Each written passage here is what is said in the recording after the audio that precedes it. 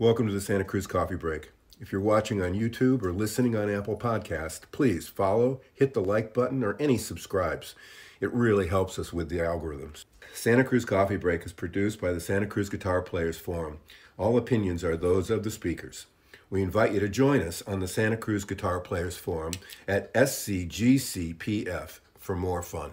Now, let's get on with this installment of Santa Cruz Coffee Break. Look at that. I got it started and everything. Got it started. We remembered. We are on number 47 podcast for the Santa Cruz Guitar Players Forum, and we would like to welcome back author and guitarist John Stubbings. We had such a good time with John before. We figured, let's do it again. John, you are gluttons for punishment. We are. And John has a little information on a new book that he's writing. And then we're going to jump into a little British folk music for a while. So welcome, John. Thank you very much. It's, as they say on the best radio handover links, it's a pleasure to be back. Thank you for having me, apparently, is what we say on occasions like this. Well, thank you for being had. So I think, as some of your readers, listeners will know, I wrote a book called The Devil Is In It. A sort of history of the American acoustic guitar, limited edition.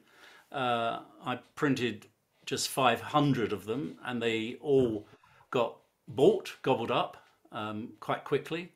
Interestingly, about 90% was sold in the US, which was sort of what I suspected.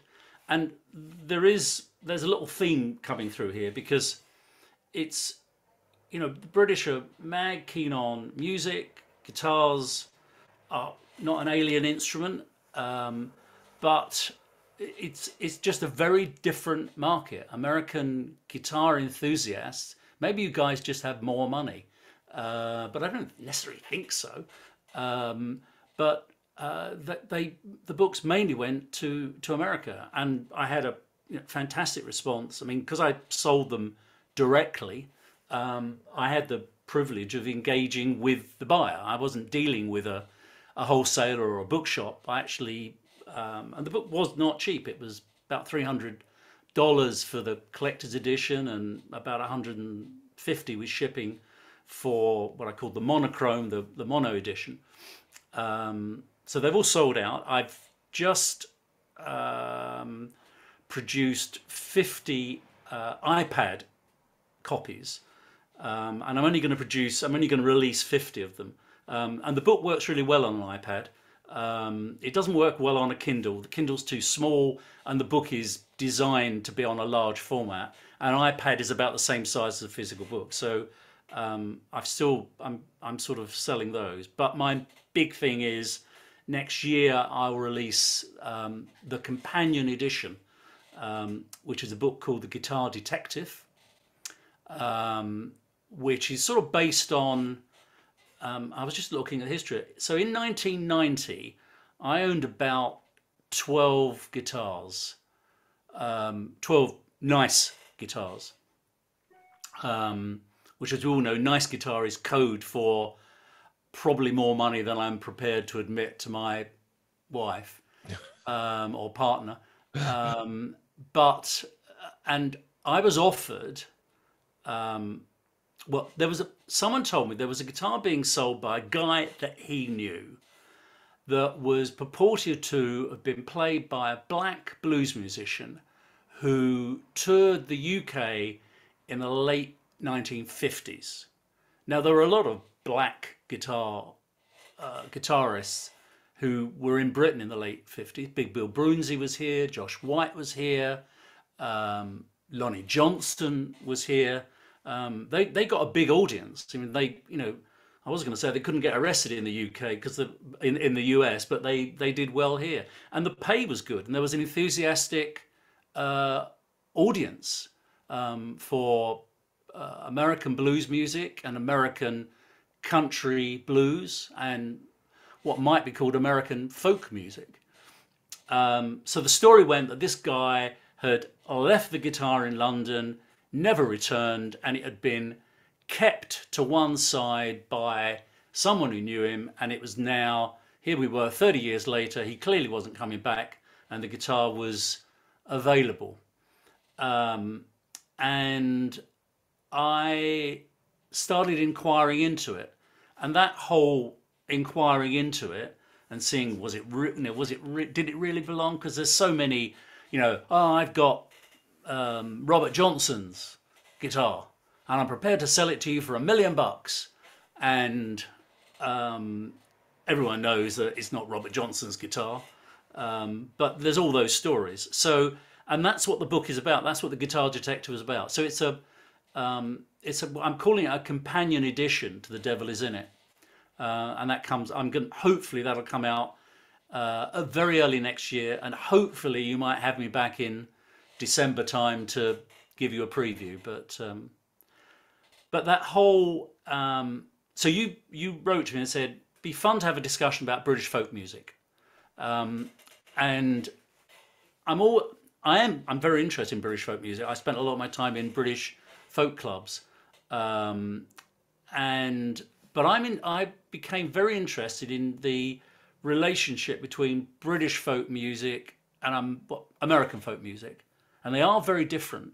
And there's quite a lot of, I think it's a very interesting topic. There's quite a few questions that get raised. Like, I always found it interesting that, okay, we exported blues and rock and roll back to America via the Beatles and the Rolling Stones. It's a well-worn cliche, but it is what happened. But I always find it interesting, given that we had the Beatles and the Rolling Stones and Dave Clark 5 and all those 60s pop groups, that there wasn't, and there still isn't, a substantive British guitar manufacturing company. There is no equivalent. There is no British equivalent of Martin or Gibson or Fender or Gretsch or all those famous American brands.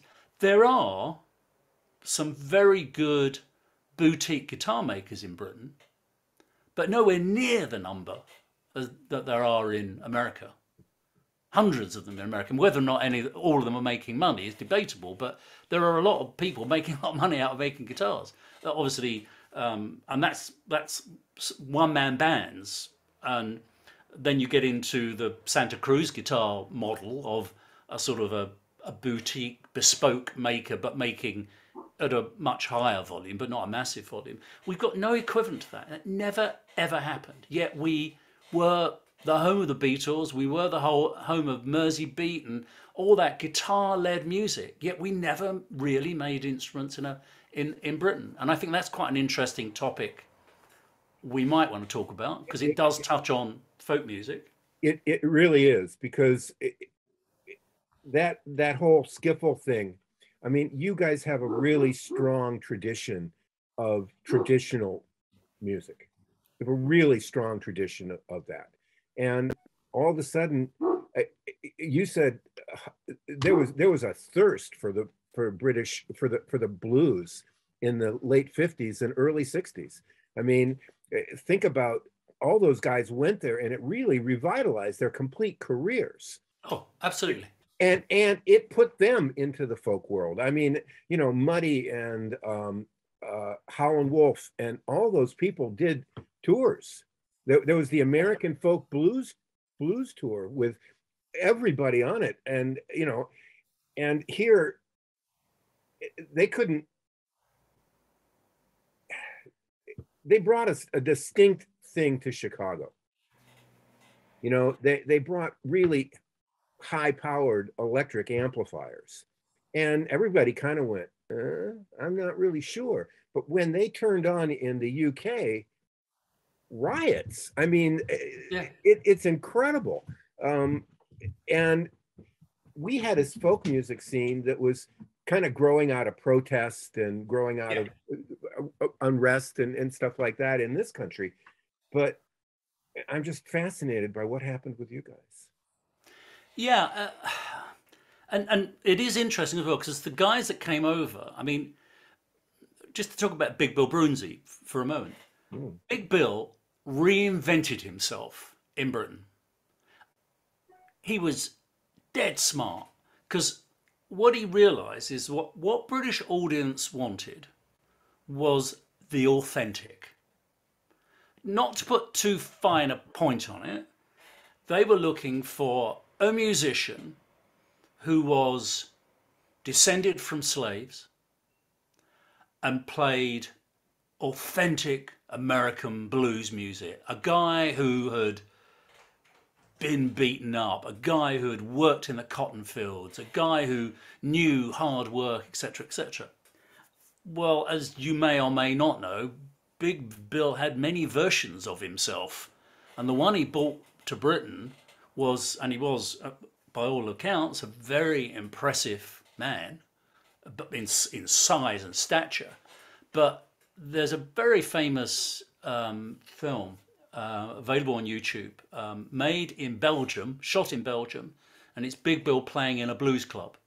It's called, I should now know what it's called, but it's something like Big Bill, guitar, smoke, and something or other.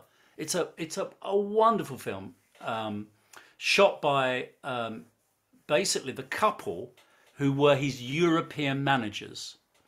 And he realised, having played a few clubs, actually not in London, but in Holland and Belgium, that what the audiences wanted was this authentic black blues musician who'd known hard times. And that's the act he delivered. And I mean, he didn't come in wearing a bib and braces and barefoot, but the Big Bill photo we know of Big Bill playing jazz in Chicago with that Gibson with a scroll, curly Q scroll at the top of it, and he's wearing a pinstripe suit and a snap brim hat, and he looks very, very cool. It's a very different version of Big Bill to the one that played Europe, and in particular played in London. So there was no doubt there was a bit of engineering going on. As I always say, don't get confused. Bob Dylan is not a real person. Bob Dylan is an actor who's incredibly good at playing one. He's also obviously a brilliant poet and a pretty damn good guitarist and a great singer. But he is a person who plays a character called Bob Dylan, and he's really good at it. He's got it down to an absolute fine art. But that isn't the real him, because otherwise you'd never survive. You can't put yourself out on the market and play all those thousands of nights that you play and bear your own soul. You have to be someone. And it's like Tom Waits. Tom Waits is an invented character. Tom Waits doesn't really talk like that and all that croaky voice. That's the person he thinks you want. That's what he thinks the audience is buying.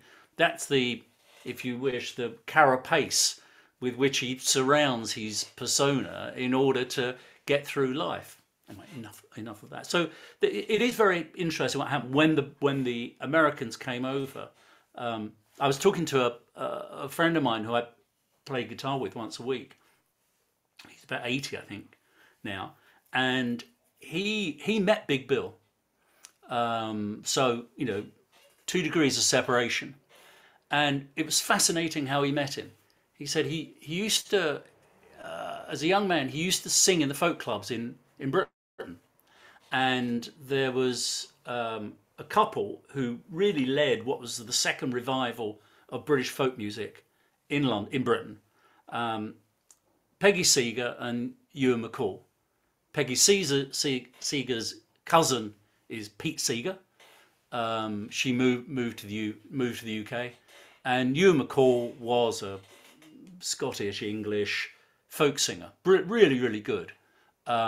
He wrote The First Time Ever I Saw Your Face, the original version of that song, for Peggy Seeger.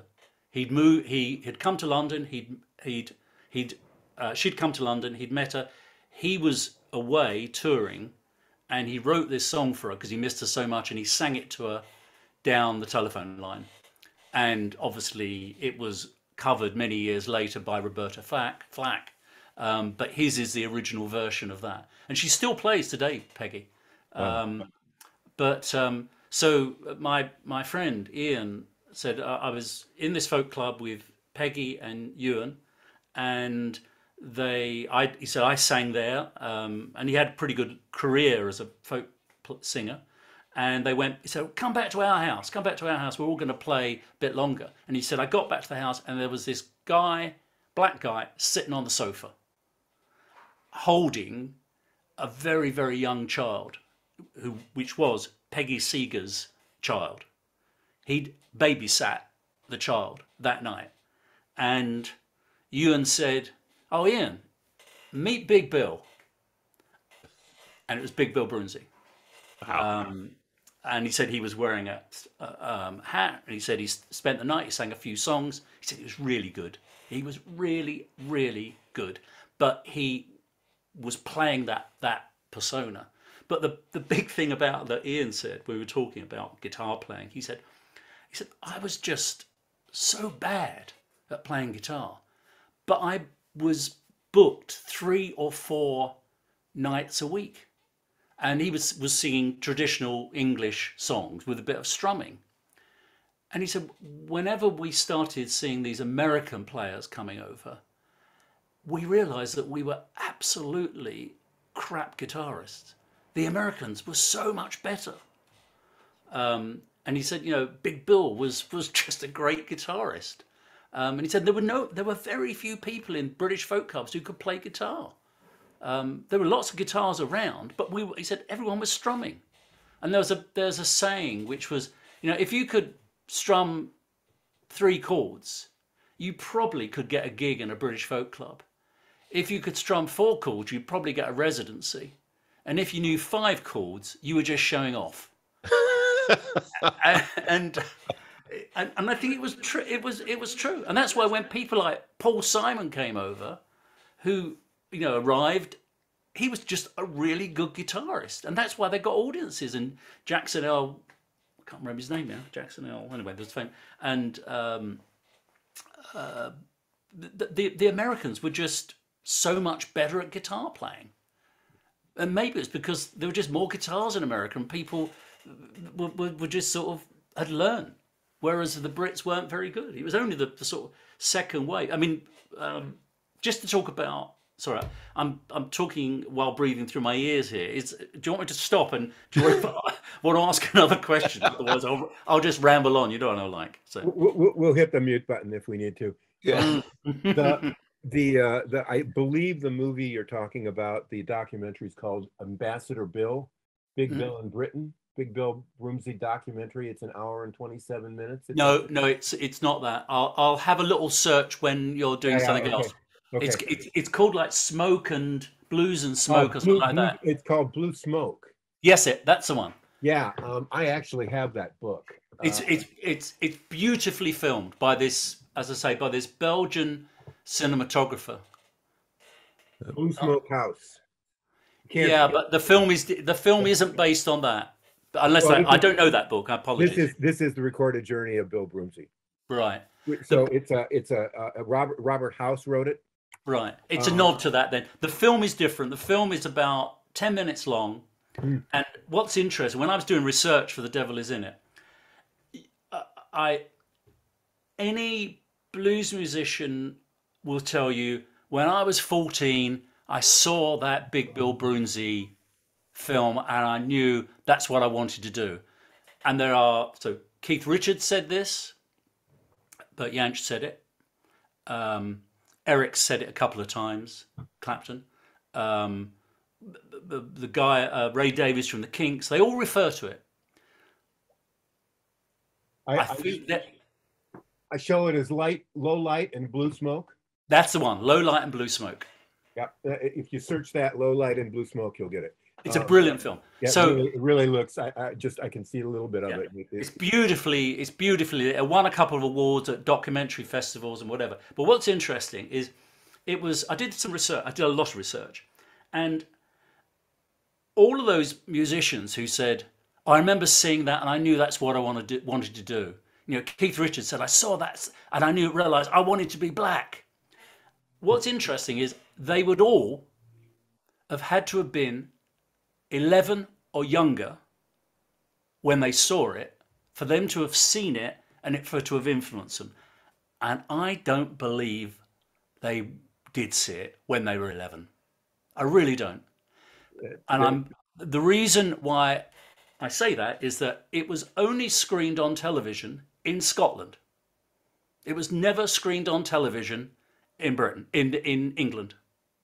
So unless they all happened to have gone up to Scotland on the very same weekend, On a bus. sitting in a hotel room, and I'll tell you now, back in the day, hotel rooms did not have televisions in, unless you were staying in the Dorchester. It was impossible for them to have seen that film when they were variously 11, 12, or 13. Yeah, there's a tremendous amount of legend.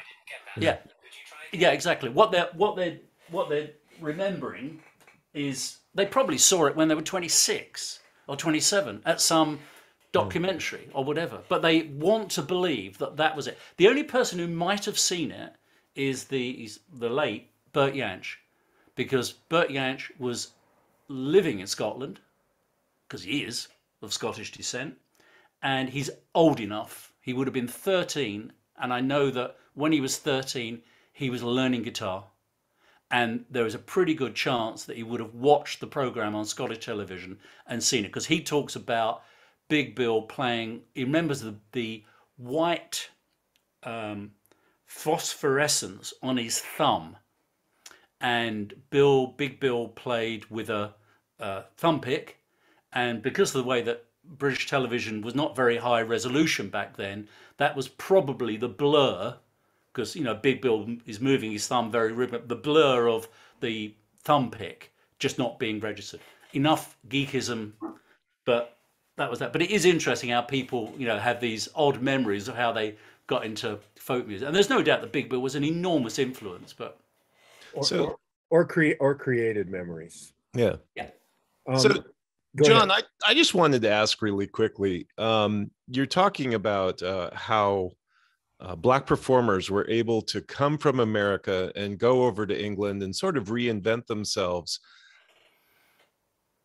Is it, I hate to bring it up, but is it more of a racism thing that these artists weren't able to be recognized in America until they'd been validated by a white audience?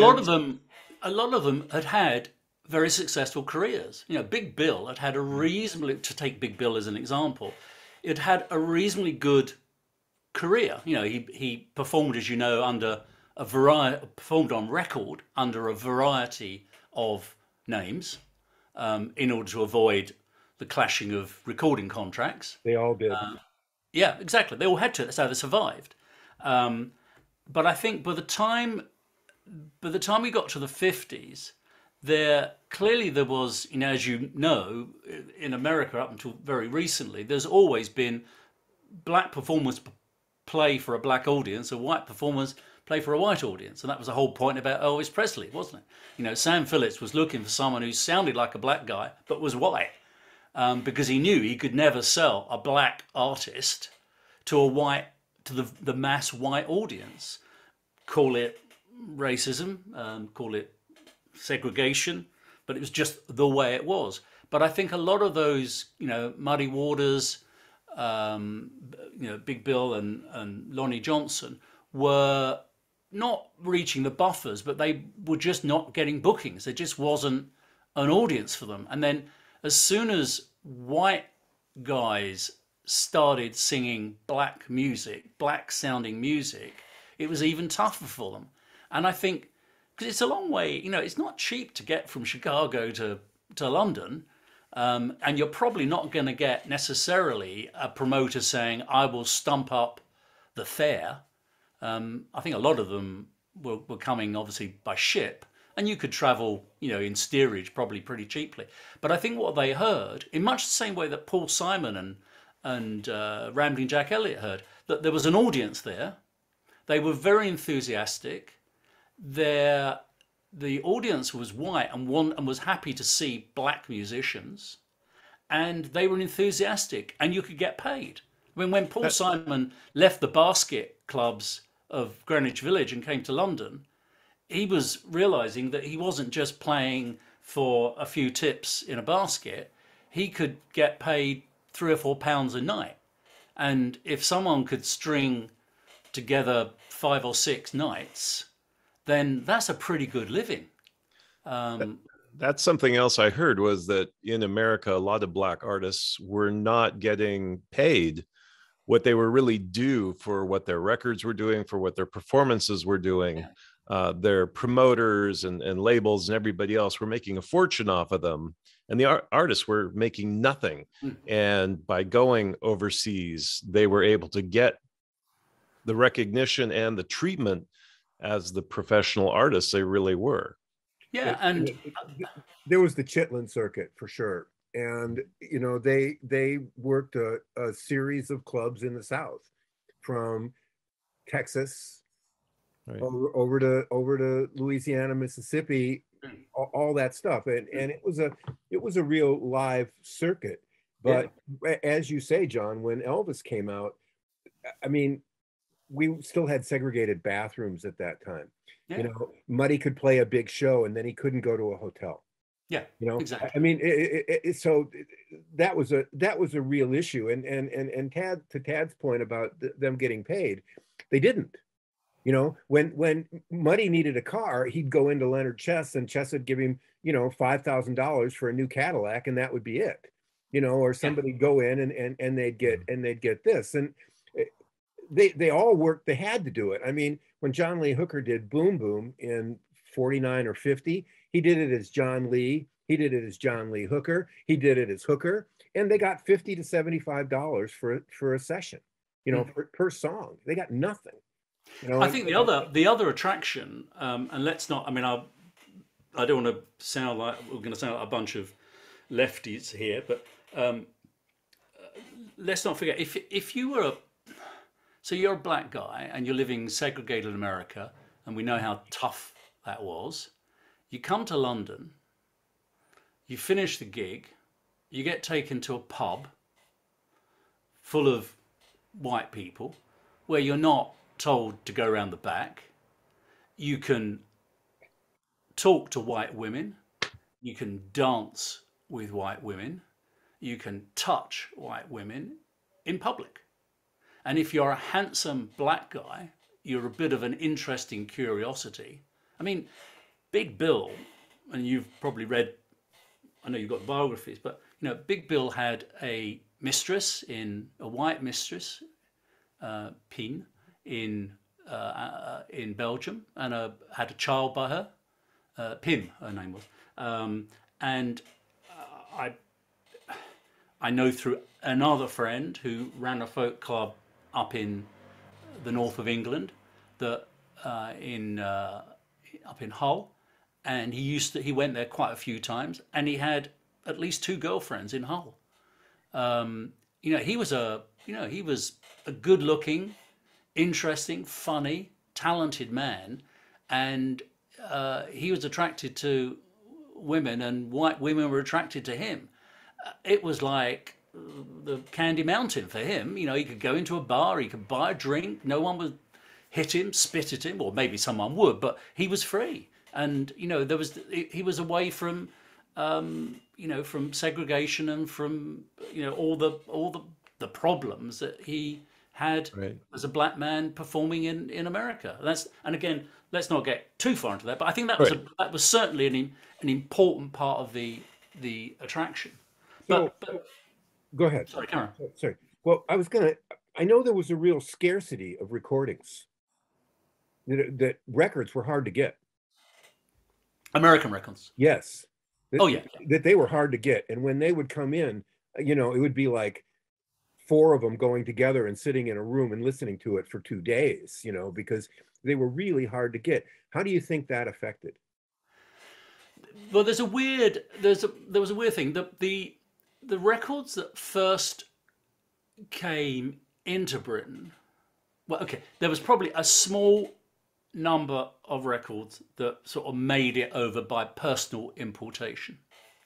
But something very interesting, in 1910, there were numerous black artists coming to Britain and Germany to record. There's a fascinating series of radio programs, and I'll send you a separate note, and you can post something underneath this, because I think they're still available, and it's about this. They're about the way that black musicians, very famous black banjo player in 1910, was brought over by, so there's a very famous highbrow German label called Deutsche Grammophon, very, very high quality. Well, the Deutsche Grammophon had a London office and recording studio, and they brought lots of musicians over, bands, trios. If my memory was better, I could reel off a few, but these were famous people who had not recorded in America. No one would record them in America. I mean, I know you had Race Records and the whole of the Bristol sessions and all that stuff, but a lot of these guys could not get recorded because the view of the record company was that we won't sell enough of these records to make it worthwhile, and we'll only be able to sell them to black people. And there aren't enough black people willing to, we think, to buy this. But they came to Britain and they were released. Sometimes they weren't even identified as black musicians. They were just identified, here is a fantastic banjo player. I forget the name of the great guy who came over. He actually taught the king how to play banjo.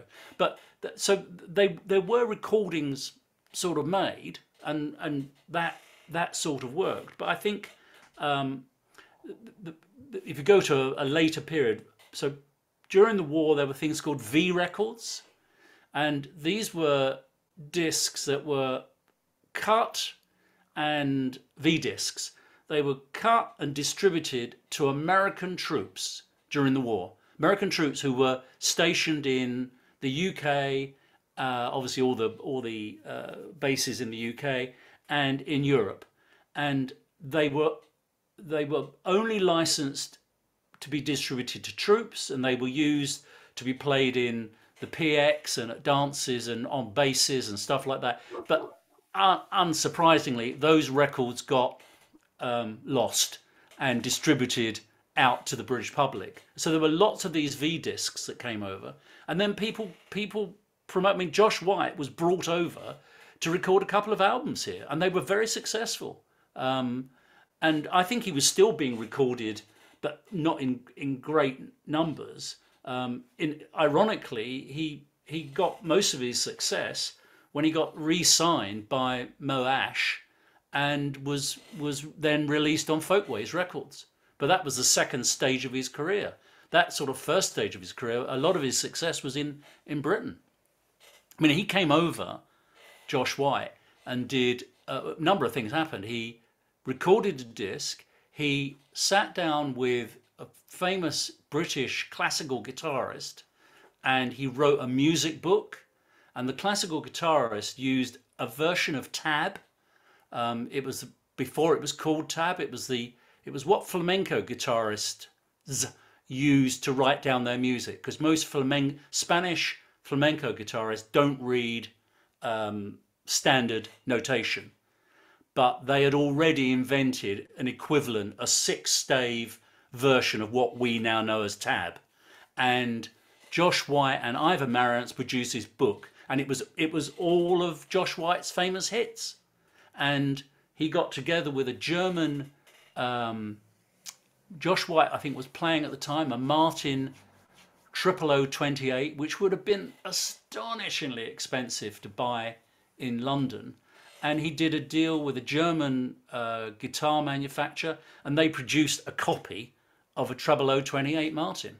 And that became the Josh White Special, available in Britain. It was the second guitar that Bert Jansch owned. He bought it mail order from London. Wow. And that was his guitar. So he was playing a 00028 copy. I show him on gramophone, and I show him on UK Brunswick. The labels. Yeah. But so they all from you know, and it's interesting, John, because it says you read a little bit on it, and it says I suspect this was recorded in London, and absolutely, I mean, yeah. That whole, I hadn't thought about it like that. I really knew about it, but I hadn't really thought about it in terms of it was just a better place to live. If you were a black man, it was a better place to live and work. I mean, you know, there are stories of these guys on the road. You know, there's a story of Howlin Wolf getting so mad at Hubert Sumlin that he beat him within, you know, inches of his life and left him on the road. You know, and a week later Hubert was playing with Muddy. You know, but it just that kind of stuff happened because of how they had to work. I mean, 500, 400 miles a day or something to play a club with 200 people and sweating, and somebody gets shot, and you know, the whole bit. I mean, and you say you come to Britain. Yeah, the distances are shorter. Yeah, it's a sit down. Distances are shorter. You're a hero, and you get paid reasonably good money.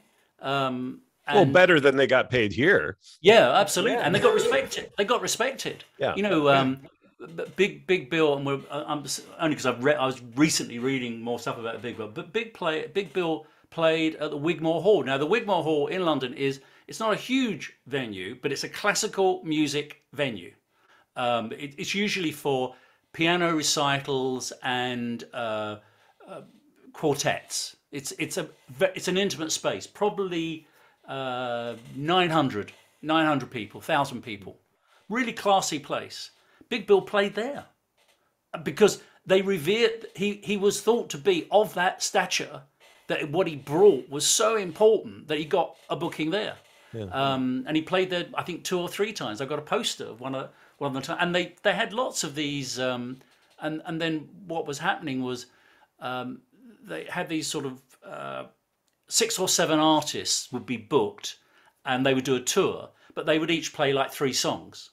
So it'd be like Lonnie Johnson and Big Bill and someone else, and it was like Blues Festival, and it just went round the country, and any hall that they felt could get an audience, then they toured. So you know, it sort of worked really well. But there's quite an interesting. So we talked about, you know, the blues scene, and I say I'm very interested in this.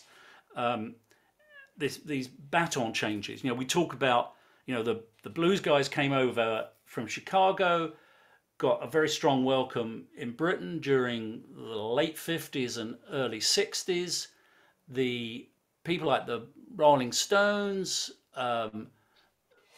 already knew their music because they'd got imported records. So when the Rolling Stones, you know, re-export American style blues and R&B back to America, and there's that famous story that they said to the promoter that I think they were going to appear on a TV program, and they said, "Oh, we want," and they were getting a bit cocky, and they said, "Well, we don't want to be on the same TV program as some doo-wop chihuahua band as our sort of support." "Oh, well, who do you want?" I said, "Well, we'd like Howlin Wolf," and the guy says, "Howlin Wolf, you've got him." And they leave, and then the promoter says, "Who's Howlin Wolf?" And so they search for Howlin Wolf. Howlin Wolf, fortunately, had just returned from a 20-date tour of Europe. So he comes back, they manage to book him, and Howlin Wolf is the opener for the Rolling Stones on a TV program. It might have been, I'm never very good at remembering the various early versions. It wasn't, obviously it was too early for Dick Cavett, but it was you know, one of those Shwappa Wappa Woo program or whatever.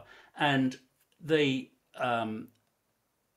allegedly, the promoter said, "Okay, book me Howlin Wolf and we'll have him, whatever."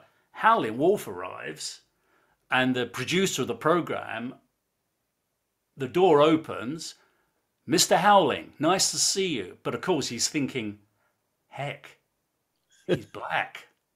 And he's a monster.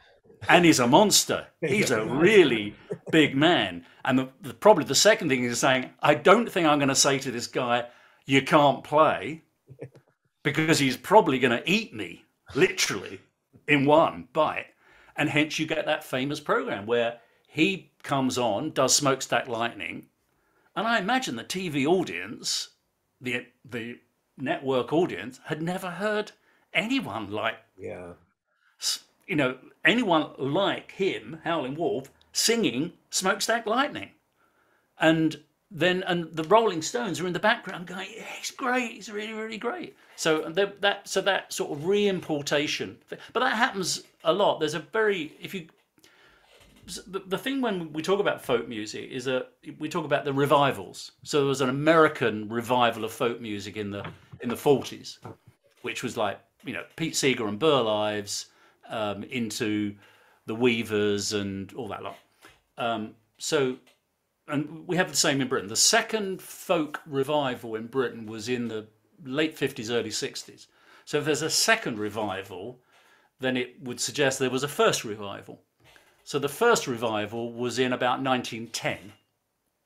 So folk music, and it's the old Louis Armstrong quote, what do you think about folk music? He says, well, I think it's great because I ain't yet heard a horse sing.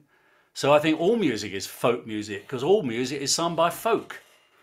And so back in 1910, folk music, which is effectively rural plain song, unaccompanied music, Barbara Allen, there was a girl, all that stuff.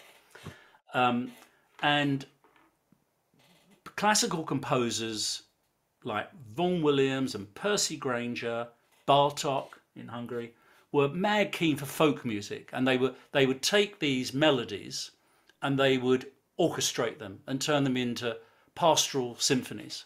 So it was very posh folk music, but it had to be found because there were no records, there was no recordings of folk songs. So the only way that they were collected, they were passed along orally. So Albert the blacksmith would sing to his apprentice, oh, the old blacksmith song.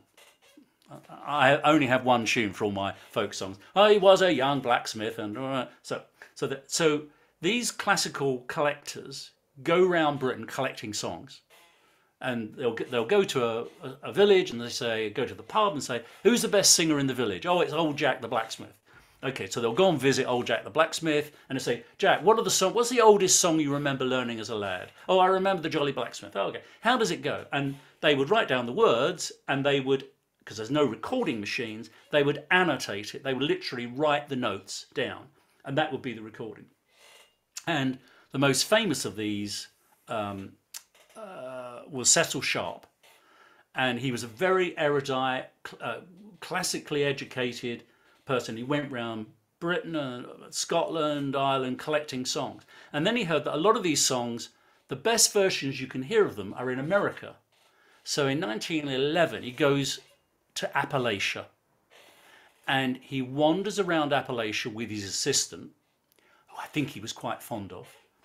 And they would meet people and say, what songs do you sing? What songs do you remember?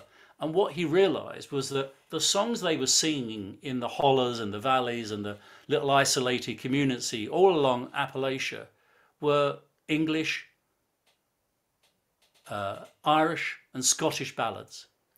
And because they weren't corrupted, they were singing the pure version of them, because this woman's great-great-grandfather had come over to America as an indentured servant, aka slave, and when their 20 years of service finished and they were given a few bob to pension them off, they couldn't buy any local land in Pennsylvania or Virginia because it was too expensive. So they went to the cheapest land, and they thought it would be Piedmont, but in fact it ended up being the really scrubby land up in the hollers of Appalachia.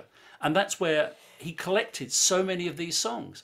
And a lot of those Appalachian accents are old versions of Irish and Scottish accents, and they're pure versions of the songs. And when he came back from 1910 to all the way through about 1930, folk music was very upper class, and it had also been smoothed out. So when he collected a song which was about the boy on the hay wain having his way with the parlour maid, and how she was so excited by what she saw and stuff like that, these rather posh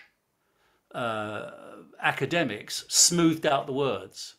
So any reference to an appendage or to having syphilis or stuff like that was all smoothed out. But they they sang these songs, and they were sung in a very classical way. They would be wearing dinner jackets and long dresses and singing the songs, and that was folk music, as known. And then it sort of got out of fashion in the 30s and 40s.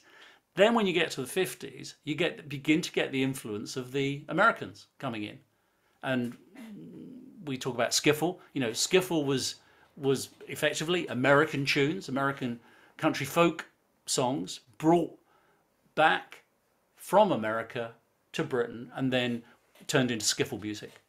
And I don't know whether I talked about this last time, but skiffle was absolutely huge, and it brought the guitar back, or brought the guitar to Britain. Very few guitars were played in Britain. The only people who played guitars in Britain in the 40s and 50s were classical players who were playing the classical repertoire, and a few people playing in jazz bands, playing plectrum guitars, archtops. And we did have a small plectrum guitar archtop industry in Britain to satisfy that need. So this skiffle craze happened. So in 1950, and I've been back through all the data, the Trade Association for Musical Instruments recorded that we sold 6,000 guitars in Britain in 1950. And they were virtually all imported. And they were imported from Germany and Spain and Italy, all the regular places. A few were made in Britain, but not many. But 5,000 guitars, 5,500 guitars in 1950. In 1957, the industry sold 250,000 guitars in Britain in that 1 year. 240-fold increase, and that was all driven by skiffle.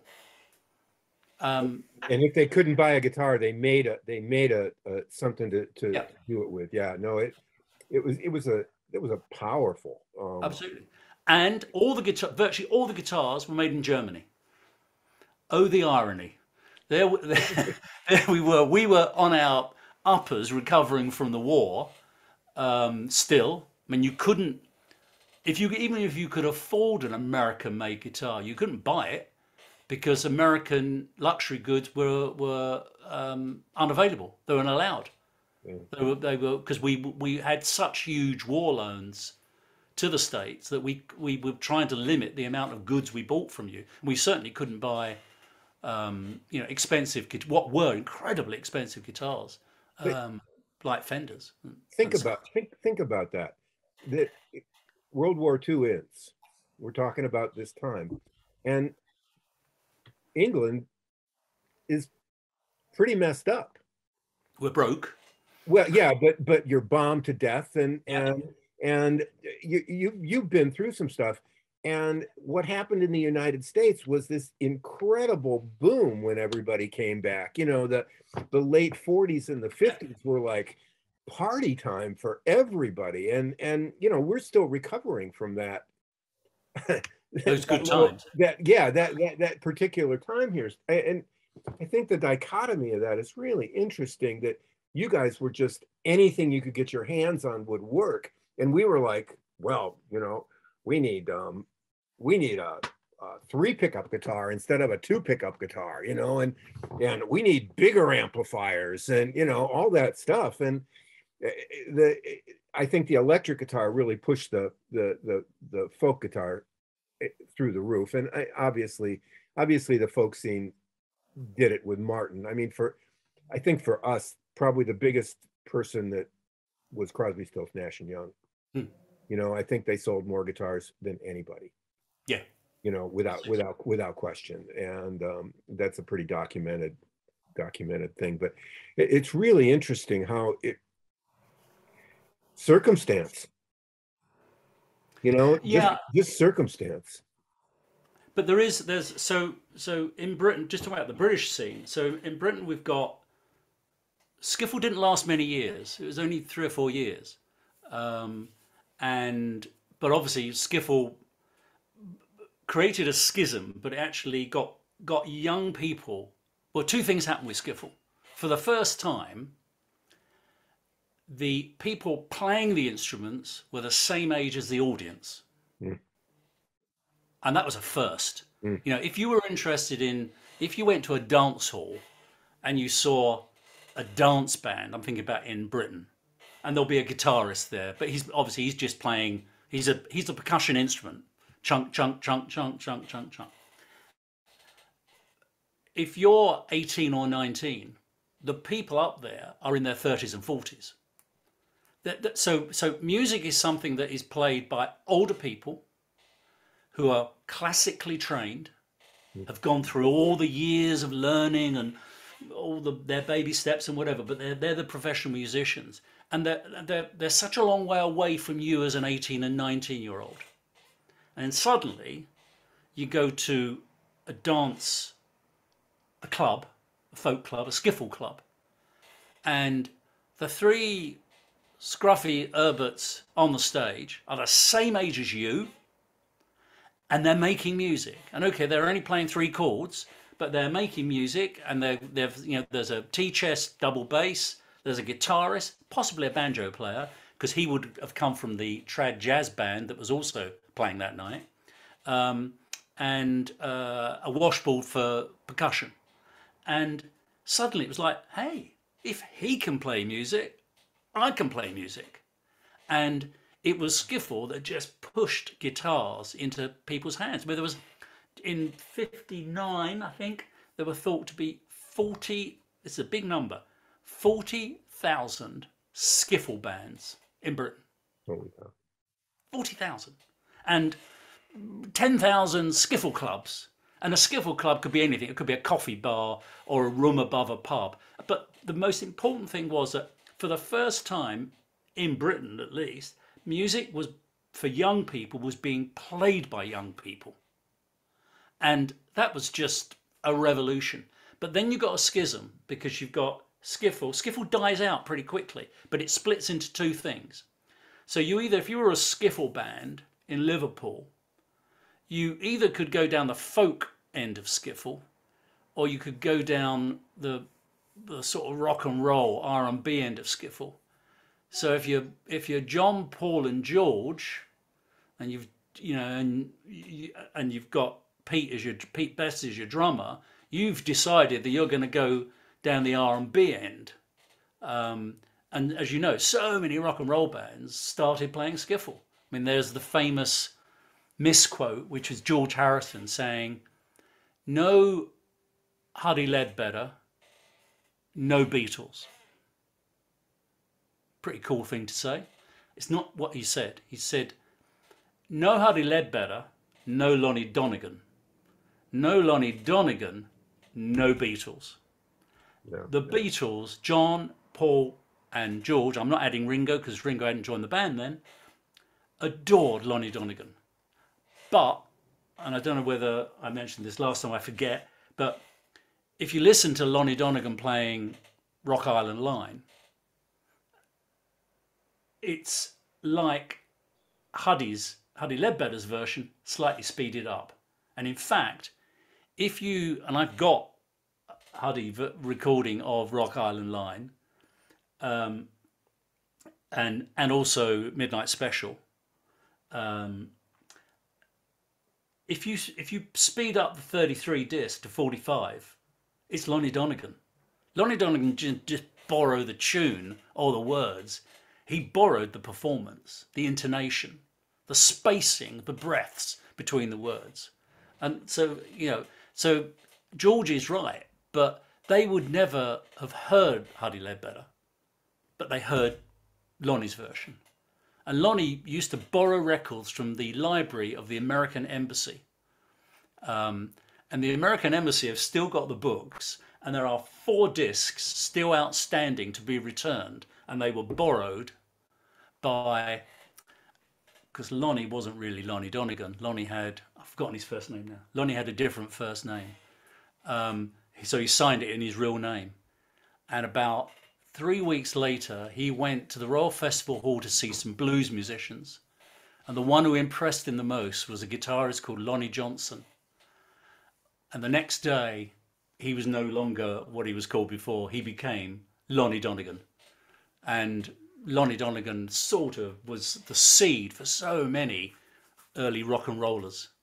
They all, I mean, because he was so different. It was amazing. It was the first time in Britain we'd ever seen a guy step out on a stage in front of the rest of the band with a guitar and sing. Now, Elvis did do it later, but he did it afterwards. Lonnie did it in about 57. Literally, he stood there, strummed like hell and sang. He sort of invented the idea of a solo singer guitarist in front of a band. And so there was that schism happened. So there was a whole bunch of people who rejected that American trash, and that became the British folk sing with lots of earnest people in sweaters with fingers in their ears singing, I was a poor farmer's son. He was, in fact, an accountant who worked in South London, but for that one night only, he was a poor farmer's son, even though he spoke like this, really, and said, yes, I'm trying to do the double entry bookkeeping on Wednesday, but on Thursday nights I go to the folk club and I become a farmer's son. And I remember going to folk clubs like that. They were hilarious, but they were the folk scene. And then out of all those Americans, we got this, the next iteration was what was known as, it wasn't really, it was sort of a progressive folk movement. And that's where you get bands like, you get Bert Jansch and John Renbourn and bands like Pentangle, and they lead into Fairport Convention, and you get that folk rock scene, and that becomes sort of an important part of that. And also then you get the singer guitarists who are playing really, really well.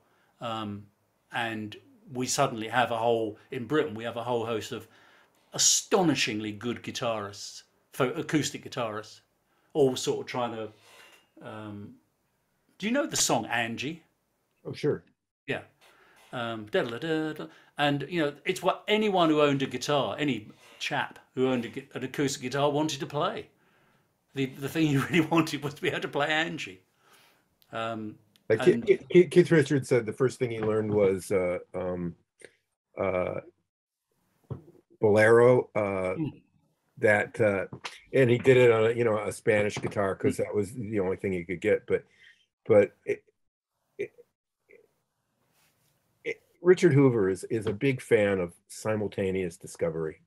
Yeah, he's very big on simultaneous discovery, and it's really interesting because this is probably, I don't want to say the direct opposite, but it was really like people with hoses, and they would turn them on and all this stuff would come out, and then they would fire back at the other side, and it just this back and forth where it didn't develop all at the same time in the same way. It developed because this happened and this happened and this happened, and it really amazing the connections. Really, and a historian's job is to join all the dots, isn't it? It's to join all the dots and make sense of all these connections. And we love it to be neat and for it to happen like that, whatever. In reality, it's never like that. It's simultaneous. It's all over the place. It's sort of, and then of course, what the historian does is make sense of it by neatening it up and tidying it up. And in fact, what you're looking at, that isn't what happened. The end result is obviously the same because we know that. That's the known. And we might also know the previous state. But quite how it all mixed up together is sort of unlikely. I mean, one of my favourite British, I'll call him a folk musician, John Martin, as a guitarist, absolutely brilliant guitarist. But he was, he started off as a folk guitarist, playing folk songs. And then you can just see and he gets a record deal. And as each album changes, you can hear the influences as he picks up more and more influence, and he becomes slightly bluesier, and then he becomes jazzier. But what got him there was, I remember I interviewed him years ago. He was always a difficult person because he was a drunk. Well, no, he was a drunk. And he said, so many of these songs I learnt from folk musicians. He said, and I remember it as literally as something being sung to me by a bloke with a finger in his ear. And he said, I went home that night and I turned it into a guitar song. So, everyone's influencing everyone else, but you just, from history perspective, you were trying to make some sort of sense of it. How fascinating. It just reaffirms my love of music and musicians and that openness, and the other side of it, I'll just lift this melody, I can just lift this and I can just put this in here and I can make this into something that's really mine. And maybe that's it. Maybe it's personal expression and that kind of thing, that people just had to do it. But it's really, I hadn't ever thought about that before, about Britain's bombed and the UK and the US is just exploding with growth. And you guys are just trying to crawl out from the basement. Everything you're doing is I understand. I mean, incredibly hard times. Incredibly hard times. But the story of these guitars coming from Germany is equally fascinating and sad. So you got so at the beginning of the war, the Germans annex, take over, do a Putin, the Sudetenland, which is sort of part of Bohemia. And in Bohemia, one of the big things they do is they make violins. And all the violin villages, there's 3 or 4 famous villages that make violins. And they do them it's done as piecework. So I'm trying to think of some Bohemian names that I can't remember, but Sven is the guy who carves the scroll top for the violin neck, and Willem is the one who does the thing at the end and then does the bridge, whatever. And effectively, they just produce one thing, and then they're all assembled by the guy who glues them all together and makes it all work. And so when the Germans annex the Sudetenland, and they allow all and that part of the Sudetenland is German speaking, and that's where all the violins come from. Then at the end of the war, the Russians take it over, and they start shooting the German speakers, and so the German speakers just run, and they leave Bohemia and they make their way into Germany, which is now Germany run by Britain, America, France, and a bit of it run by Russia. And these 2 or 3 families, the key one being the Hofner family, leave Bohemia for fear of their lives, and they live in an old army barracks and get a very, very small loan via the Marshall Plan, the American Marshall Plan, and they start building violins. But they discover that there aren't as much demand for violins. But in the 50s, there was demand for guitars, and they completely switch production and they start making guitars. And because they're fundamentally a violin maker, there's a market for electric bass guitars. So they start making not a solid body, but a carved body bass guitar that looks like a violin. And that's how the Beatle bass came about. Paul McCartney's Beatle bass, and it doubly worked for him, but because he's a left-hander, if normally he would take a guitar, swing it round the other way, and it would be upside down. So an electric guitar looked odd on him, but because a Beatle bass is the same both sides, it doesn't look like he's playing an odd guitar. But so, were it not for the Second World War, you wouldn't have got the Hofner guitar factory being set up, and when the skiffle boom happened, there wouldn't have been a ready supply of guitars to come to Britain. Well, what about Fylde or Fylde? Yeah, Fylde. Yeah. He's a UK builder, correct? Yeah, absolutely.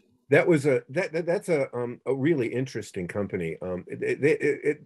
Occasionally one of his guitars will show up here, and they show up very inexpensively, $300 to $400, and they're terrific instruments. They're terrific instruments. Yeah. It's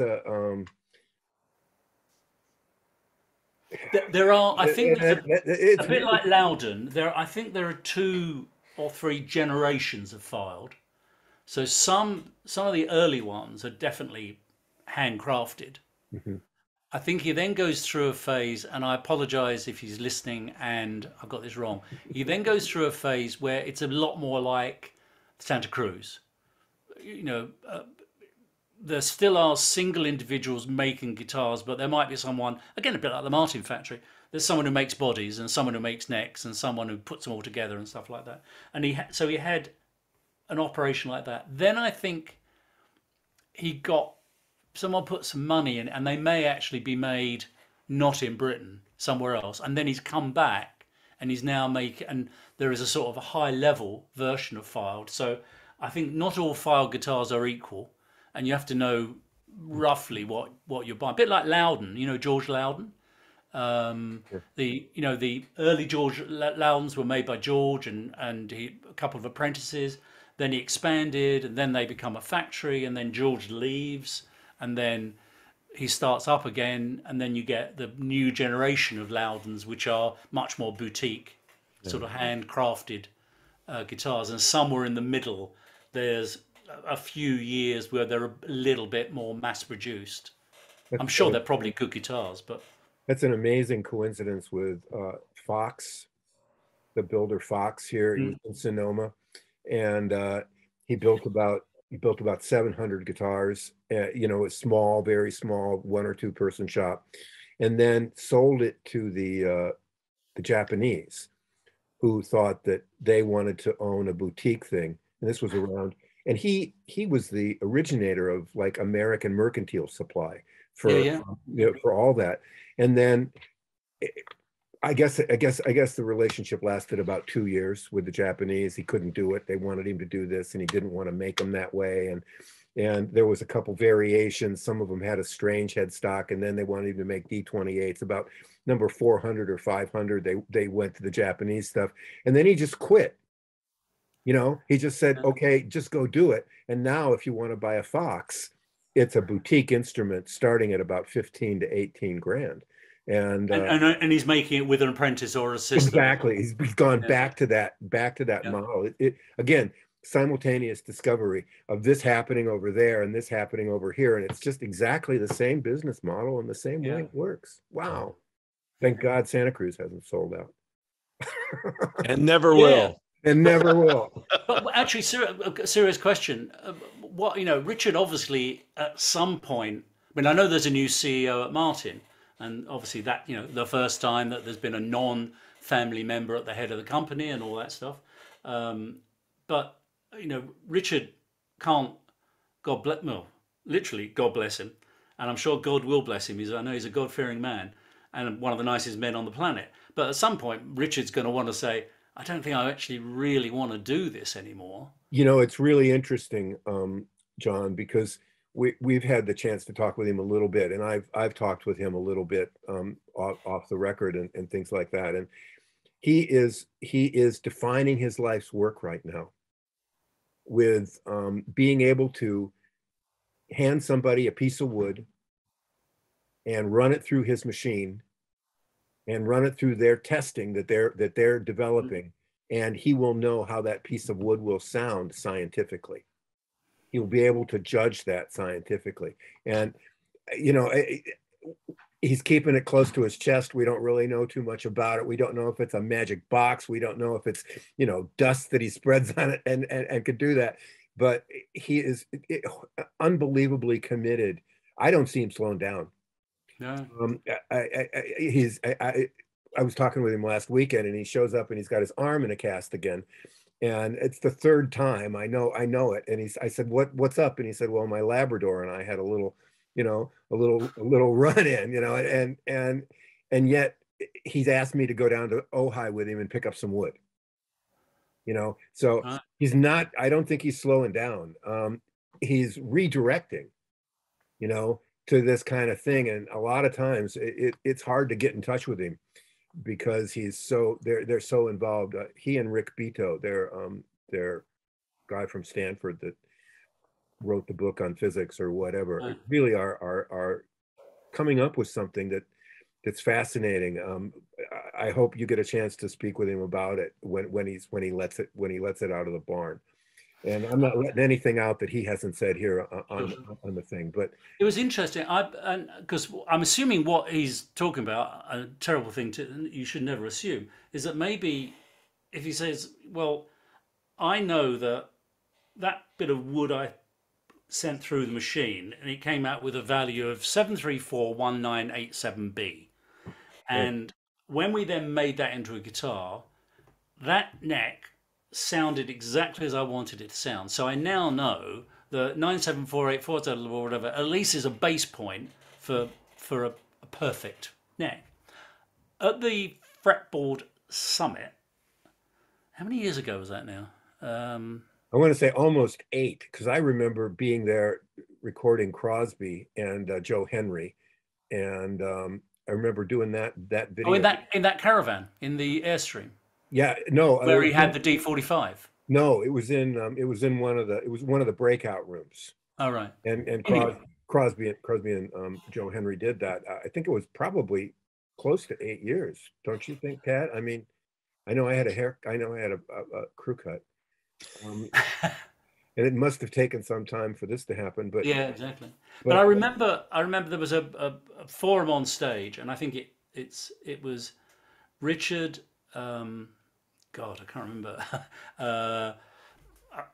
Forgive me, I forget the other guys. There was an archtop maker, which might have been Rebecca and whatever, and they were, but they were just talking about guitar making. I remember putting my hand up and I said, I've got a treble O Santa Cruz, serial number 691, and I bought it in, and I reckon I must have bought that in about 94, 95. And so there we are in 2015, say, or 2014, yeah, 20, I might it was 2015. Anyway, so I said, how is a treble O that you make now, because you still make this guitar and it's a mahogany back and whatever, what's changed? And I think he slightly misunderstood my question, and because I was wondering, have you, clearly you're making the same guitars, but you're evolving all the time. How you make it? How's that? How is, if I played this alongside a mahogany-bodied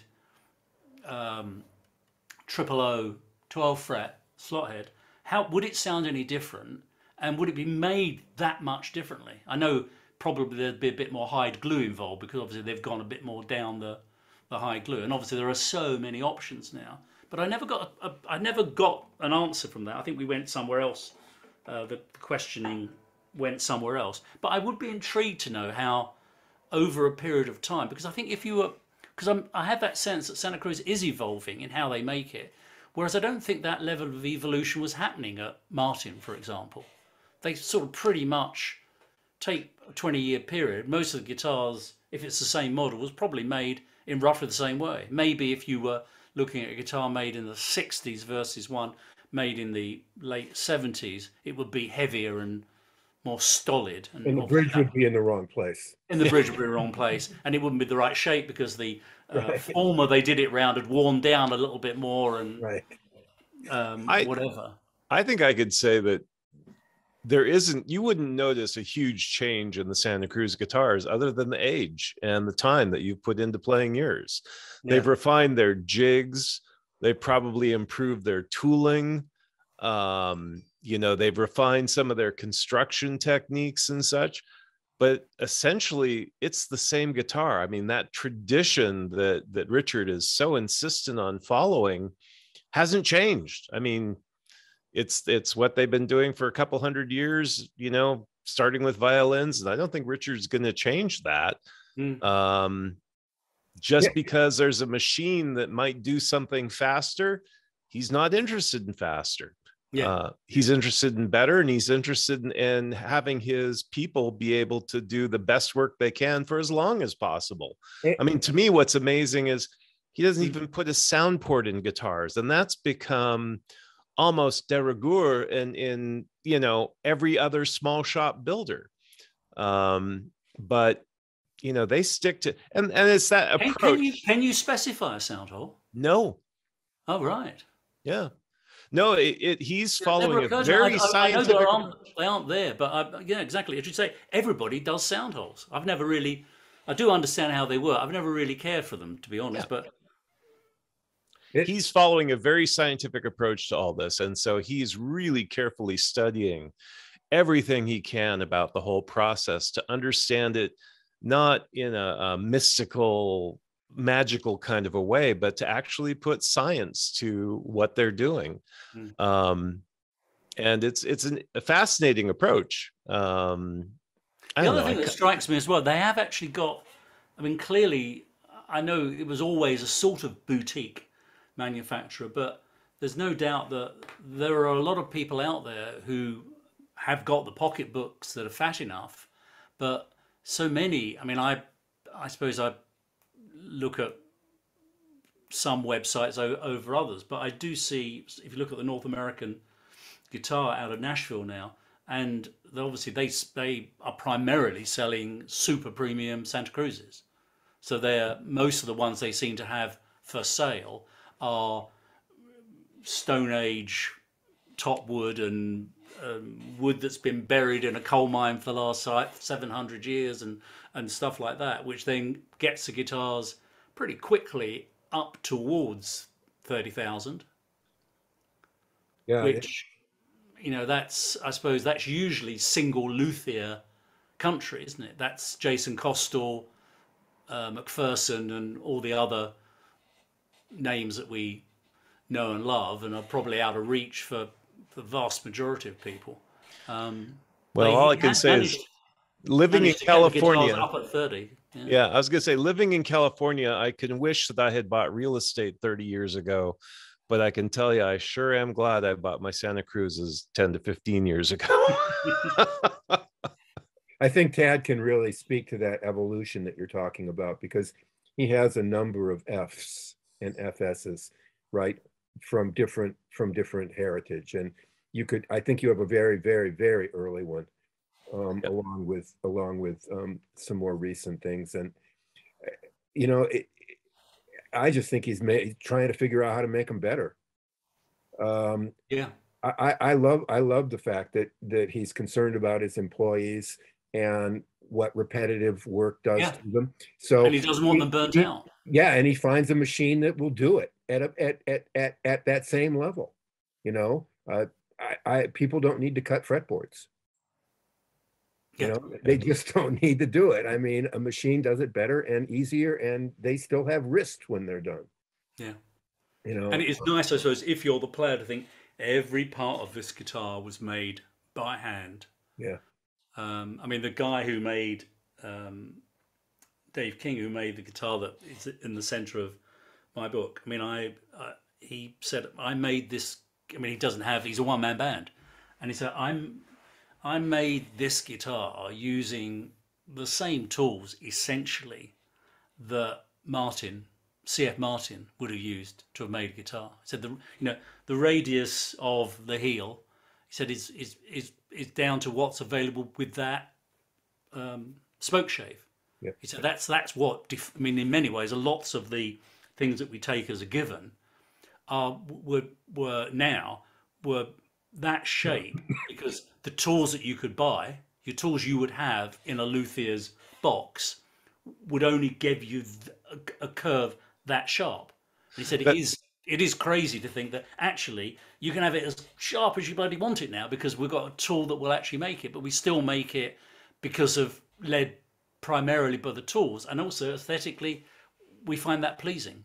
Somewhere in our head we think that's good. What's really funny, John, is talking to a number of luthiers, the curve at the top of the neck there that you're talking about, for many luthiers, that curve is based on the roller diameter on the top of a belt sander, Rockwell belt sander, which that curve is what all those necks got, because it's as mundane as that. And that's where it fit.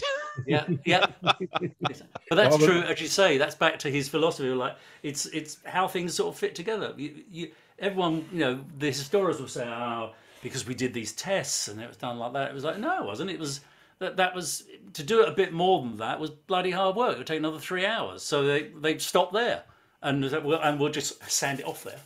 And I remember going to so I've got a 19. What's my 00? I've got a 1984 0042 Martin custom shop. So before the custom shop existed, and the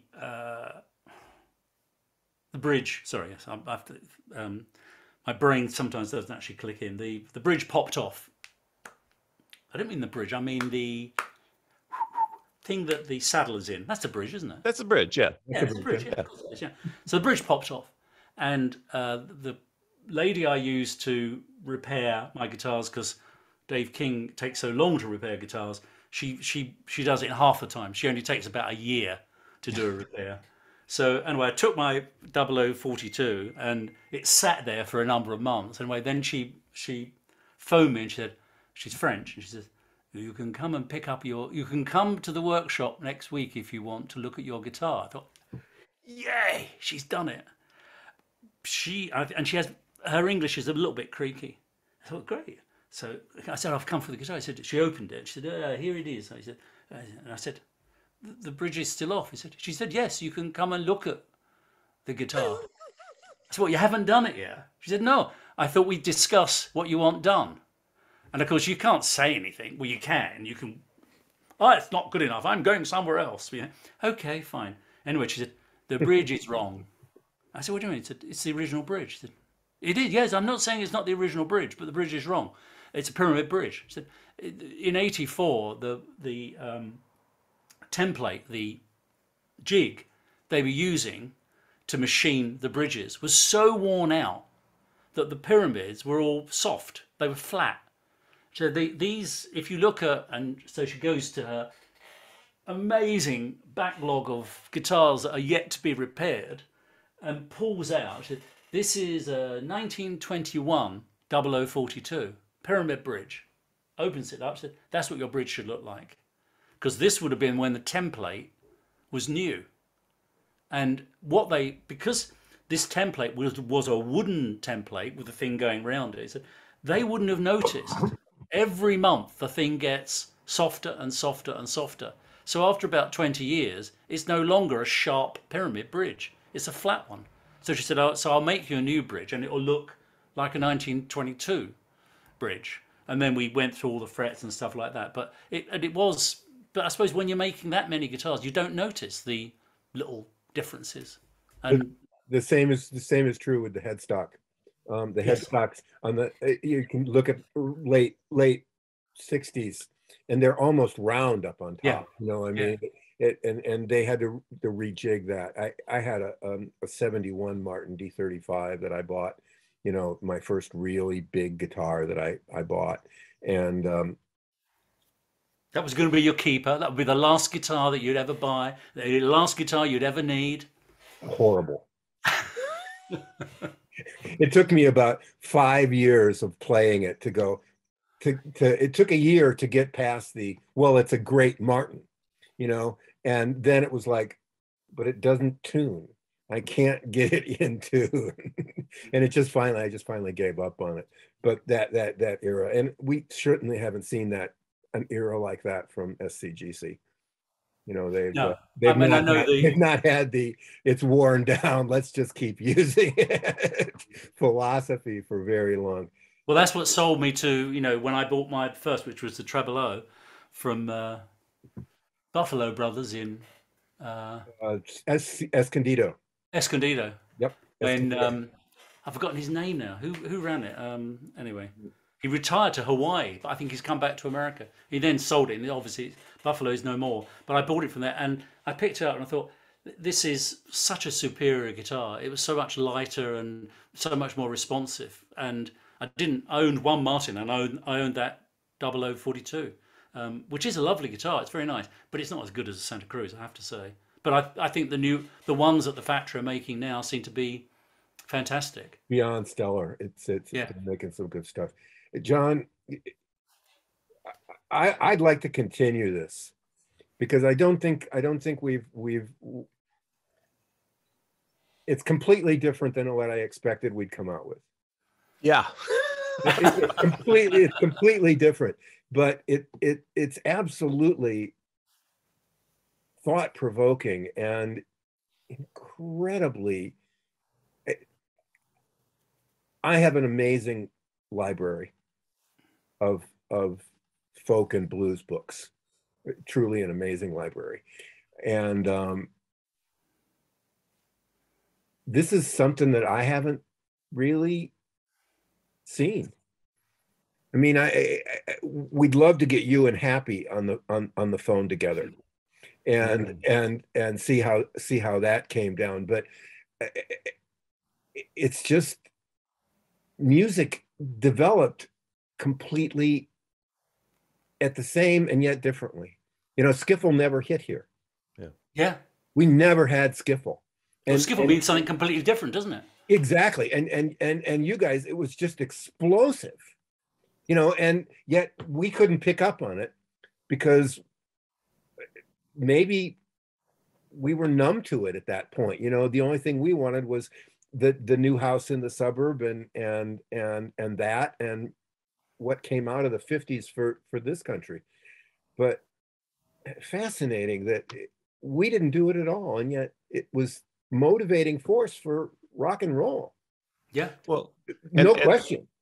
And I was really, there were a couple points there. If you hadn't such a beautifully well thought out train of thought there, I wanted to jump in because a couple of things we never talked about is the influence of gospel and soul on American music, and conversely, the influence of the traditional church repertoire on English and European music, which I think that, you know, if you listen to a lot of that, I had to sing a lot of it when I was young. You hear a lot of where things are coming from. But that's a completely different thing. And we've got some more ground to cover. Yeah.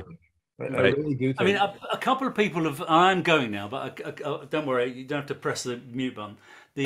A couple of people have said, "Oh, could you do?" Because the book is, you know, the Devil book is about the American acoustic guitar, and I had a couple of publishers who want to republish the book, and they said, "Can we just call it the acoustic guitar? Because the American thing will put some British people off." I said, "Well, the thing that you don't realise is that the flat top steel strung guitar is an American invention, and obviously the arch top guitar is an American invention, and obviously the electric guitar is an American invention, and that's why it's called that. That's why it's called it's a tour of love and obsession about the American acoustic guitar." And then came back and said, "Well, how do you feel about writing a book about the British acoustic guitar?" And I said, "Well, I could. I just don't think it would be that interesting because it's a much smaller group of people.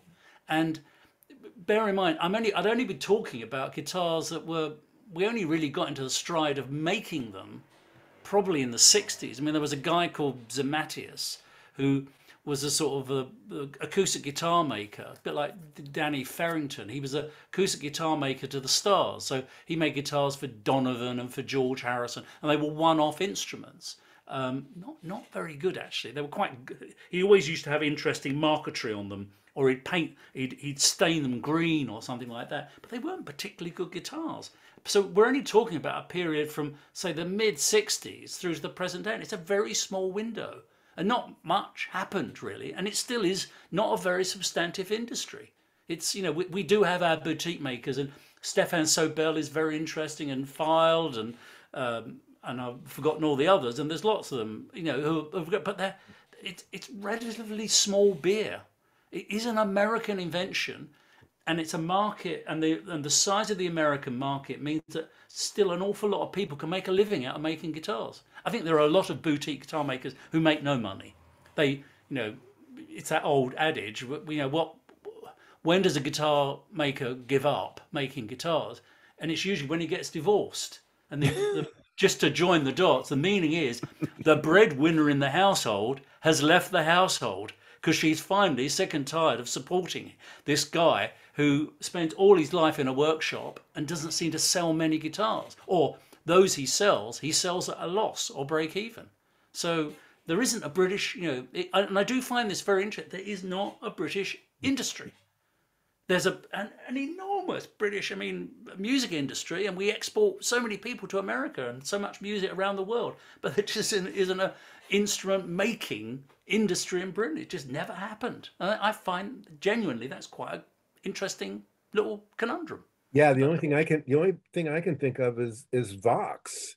Really, that was probably at some kind of a level, but they sold to an American company in '64.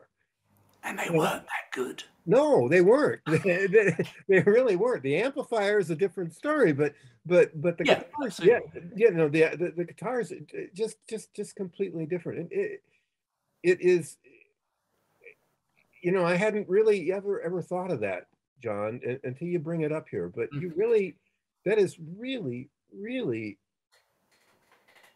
It's funny when guitars exploded in this country in 55 or 56 or 57, with Buddy and all that stuff. Everybody ran and started making them, and they came out, and that didn't happen with you. You didn't develop the Fenders and the Gibsons. I think what happened is, I think it was just too, here I remember, it was too late. America had the top end covered, and Japan had the bottom end covered. Yep. And the space in the middle is that famous, it's the killing ground for all businesses.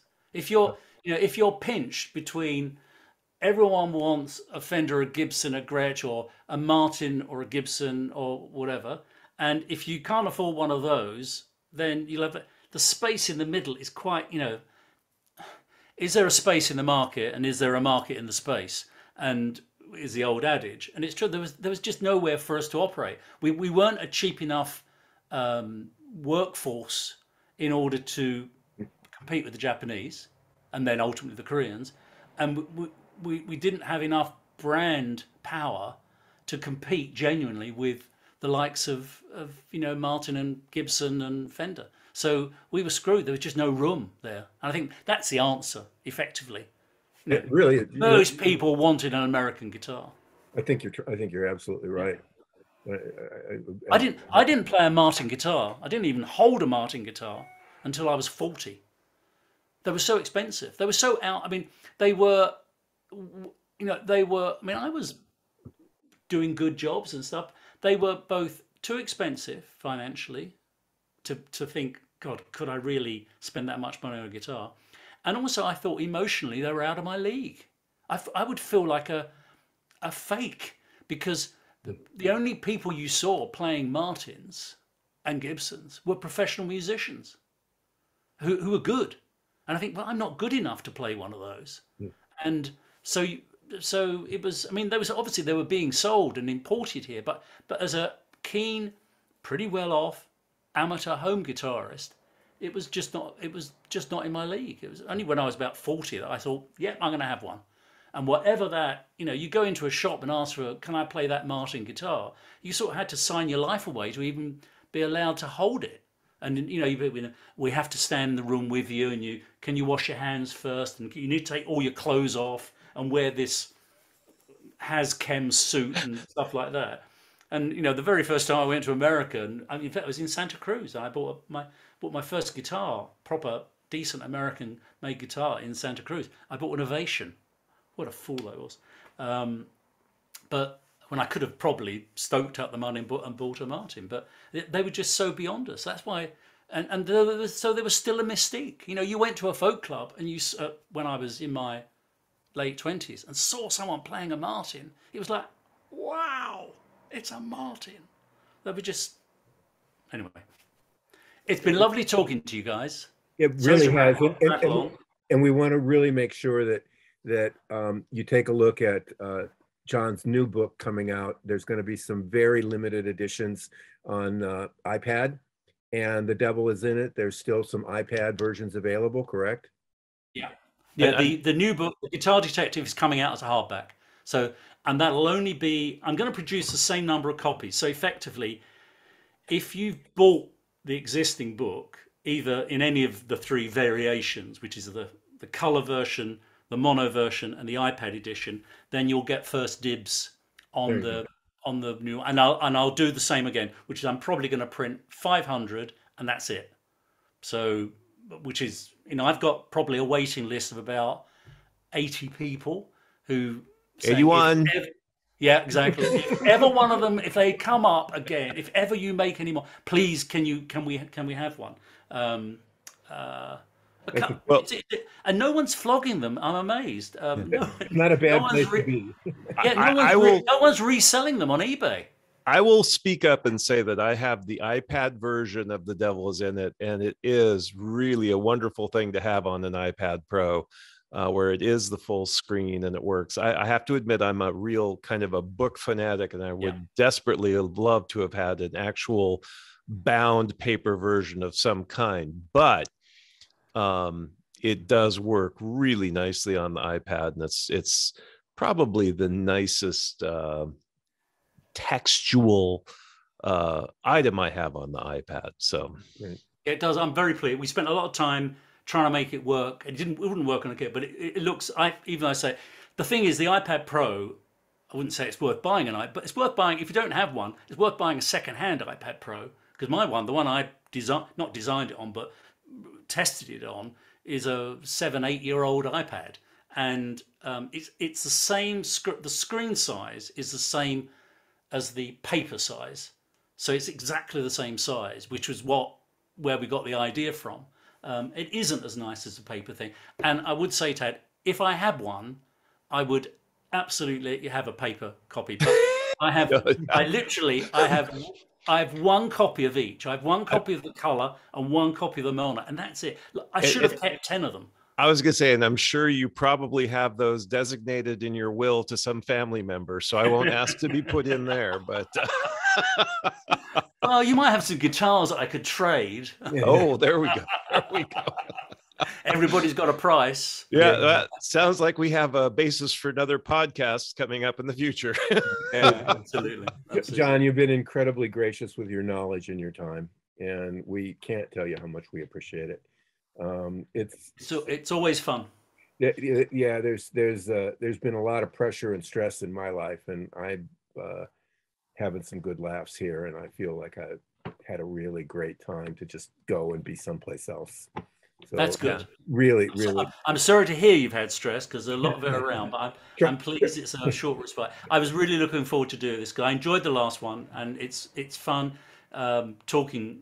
Well, it's just like talking to a couple of chums, so it's always good. And we'll perhaps talk at the end of the year, or as soon as I've actually finished the Guitar Detective. We're just in the production process, so I need to get my head around all that. And once that's pretty close, that might be number one on our Christmas gift suggestion podcast. Make sure you let us know when that's available, and we'll be out there. But thank you. Yes. Thank you very much. Before we sign off, I just want to say to everybody who's listening to this, we've had a lot of references that I think you're going to have to log into the Santa Cruz Guitar Players Forum or look for us on YouTube to get the references to the links to the various artists and films and books, because John's done a tremendous job of pointing us in directions that should be quite stimulating. Yeah. So a lot to learn here. Yeah, lots to learn. I'll send those links to you. I'll sort them out. It's now coming towards nighttime in London, so I'll make a list of them tonight, and tomorrow I'll find the hot links, and I'll send them off to you, and you can post them wherever you wish to post them. Great. None of them are mine. They're all just other references. We'll probably post this Sunday morning. So I'll let you know when to go. Okay? Terrific. Have a wonderful day, John. Thank you so much. Yes. Yeah, be safe. Stay cool. Everybody be safe. We hope you enjoyed this installment of the Santa Cruz Coffee Break. For more music-related fun, please join the Santa Cruz Guitar Players Forum at SCGCPF or santacruzguitarplayers.com. If you have any questions or possible podcast topics, please contact us. If you have a product or service that you feel would be of value to our listeners, please consider adding your support and keeping the coffee pot on. Contact us for more information. We ask that you hit the like, follow, bell, or bookmark buttons so we can keep you informed of upcoming podcast episodes. We hope you enjoyed Santa Cruz Coffee Break. Now it's time to go play your guitar.